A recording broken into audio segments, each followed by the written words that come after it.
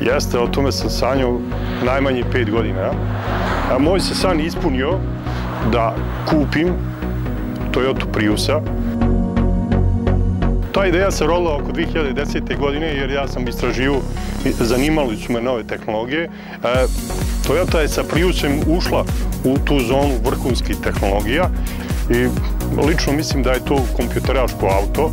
Auto sa najvećom tehnologijom trenutno na svijetu koje se koristi u redovnoj produkciji.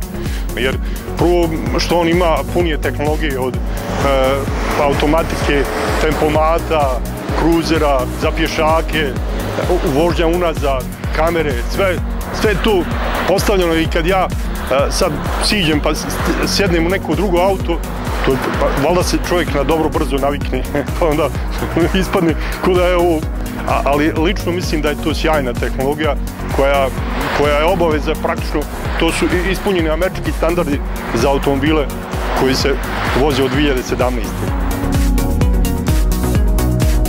Pa ko da uđeš u avion, problem je obično tišine. Znaš, ljudima smeta tišina.